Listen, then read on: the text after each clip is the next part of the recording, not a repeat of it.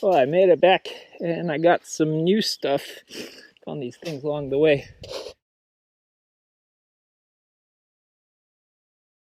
And saw this pretty branch. I want to see if it's possible to clone from the stick.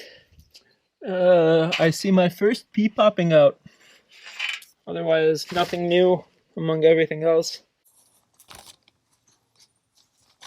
The mustard is growing fabulously. Wow. There's these, they're so vibrant compared to what they were earlier.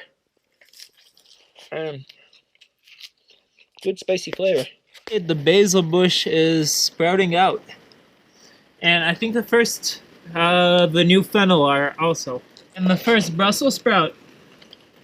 What I learned from last week is come with pre-chopped vegetables. And I've got more mustard growing. I've got chervil growing. And this is so much more interesting than just bread, oil, and salt. Made some more progress. Now it's finally raining. Trying to get some little tasks done. So I just taped up the outside edges. So I'm hoping it'll reduce the sound of the foil inside and maybe add some insulation. So I'm continuing my productive streak by trimming off the edges of the piston pump using this multi-tool.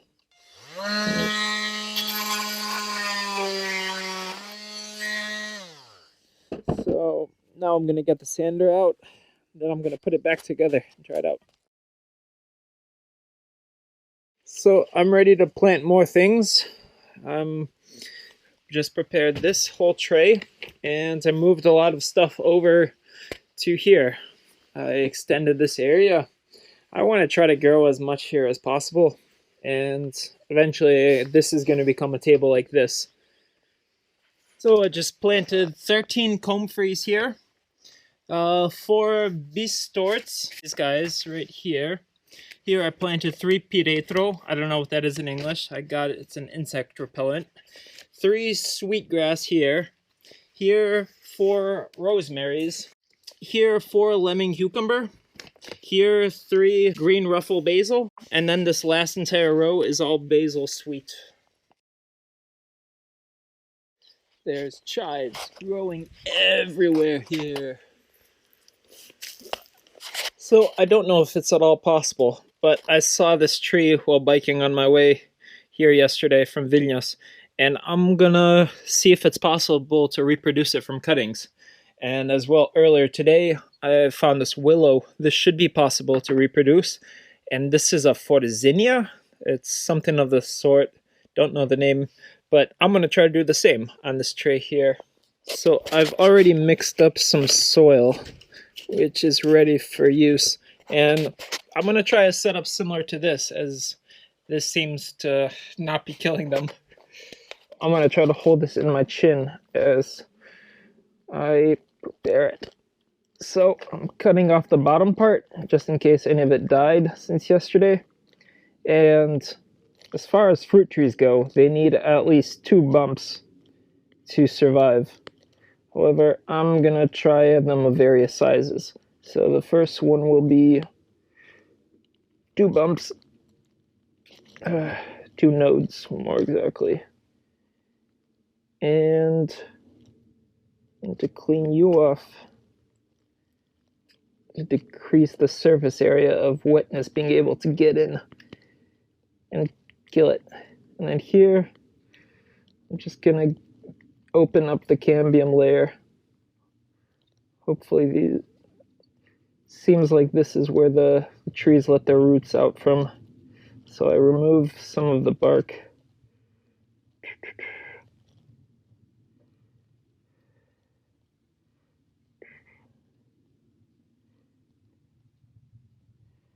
There. And then the idea is to grab a patch, compound it, make it a block,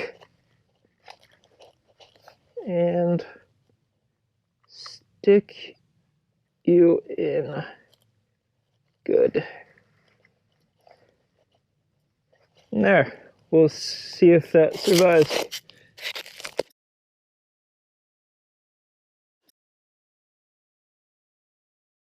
So Rigodas and I just built on the extension using the board to connect to here. That's going outwards.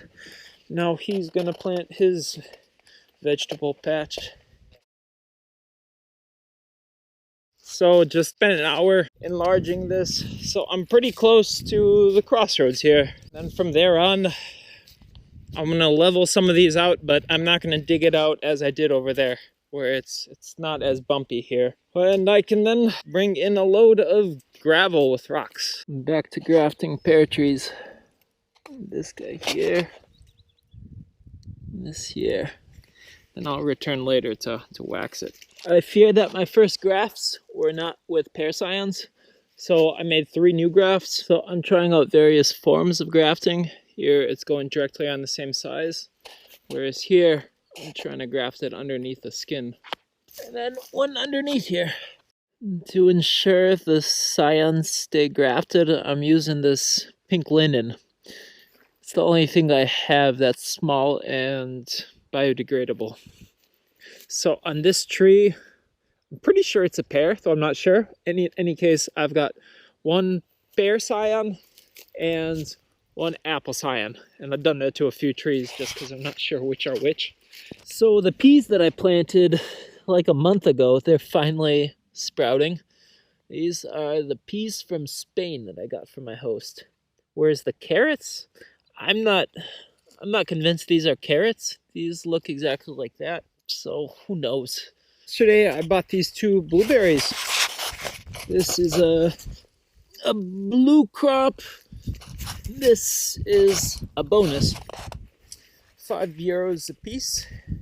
And I just dug up some of this semi-decomposed pine ground underneath one of the pine trees. I'm going to prepare the site for it. In the future, I want to block this entire view off with blueberry bushes and everything of the sort. There, I dug the holes, and as you can see, it's not very good soil. It's pretty dead.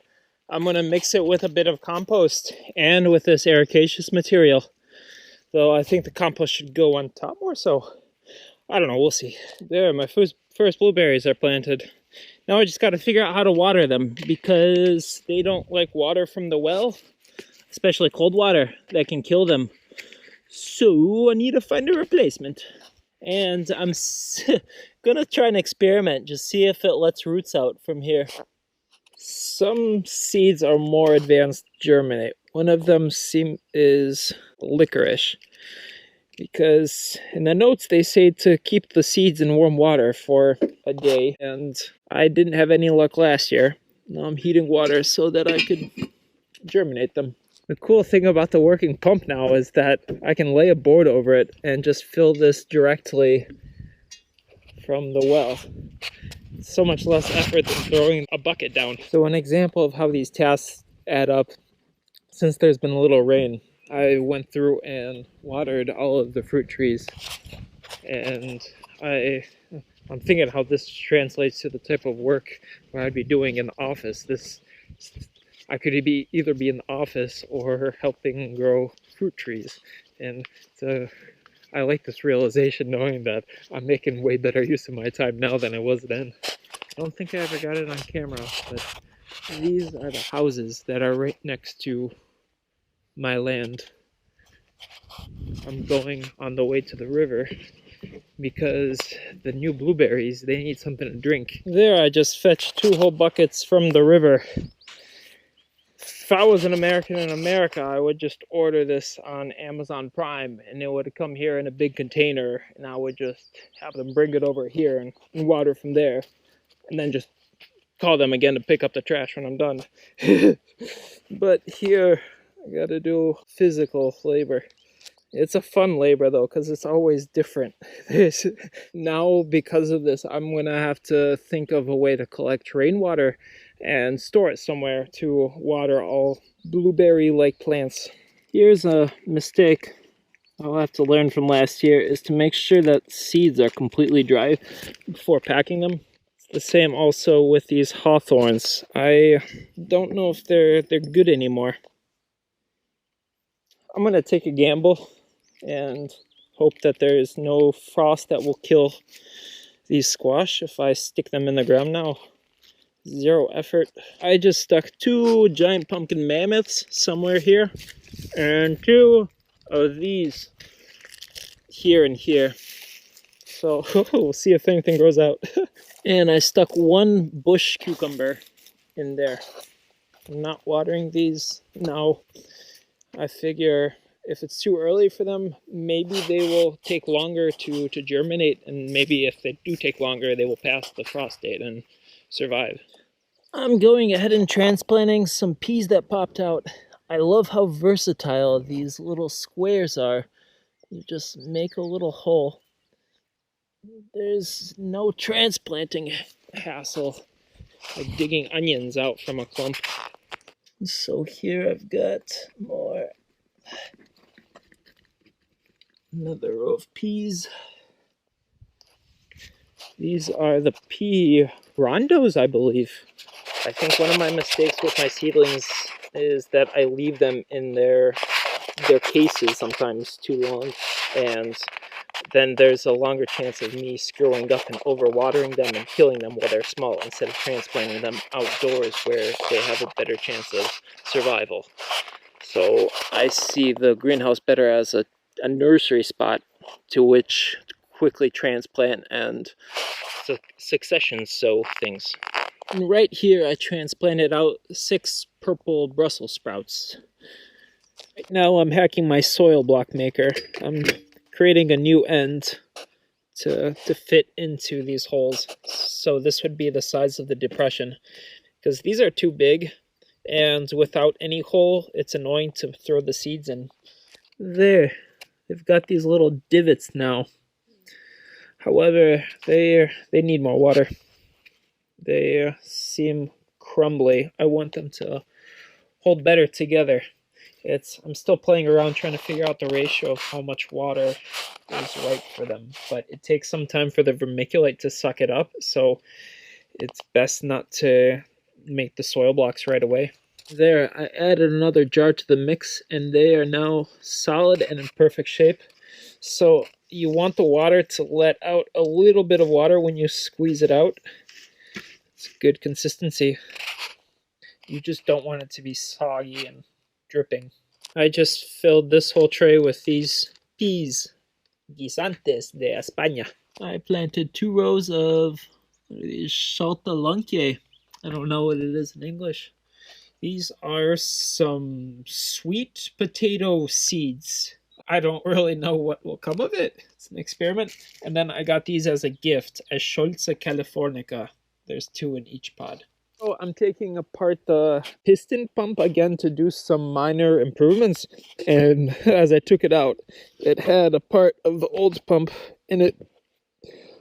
I'm going to file a tiny bit down on the piston head and make more water holes and cut off more of this pipe. So I drilled some more water holes, and I drilled a new hole for this fastener here. And then I'm going to file this a tiny bit. Alright, chopped off a lot more of the side so that it can let more water through. Present the newly improved pump. More holes. This part was a little bit filed down. More airspace through here, and I'm not using this top piece so I can get more range of motion. Woohoo! It works. I can't do it with one hand, and in fact, I'm probably expending more energy filling the 200 liters with a pump, but it's convenient, at least. I don't have to throw any bucket down. I don't have to worry about the bucket disconnecting and me having to climb down there. I can now just climb on here, and I still need to fasten the top of this these boards so they're stuck with each other. I don't feel too safe standing in the center just yet, but from here it's a comfy position. This is it's possible. One hand. Yeah, it's not ideal. So yeah, it takes a long time to fill this up with 200 liters. I can't do it all in one go. I need breaks in between because I'm just like holding it like this. It's a full body exercise at least. It's like squatting. Progress on the driveway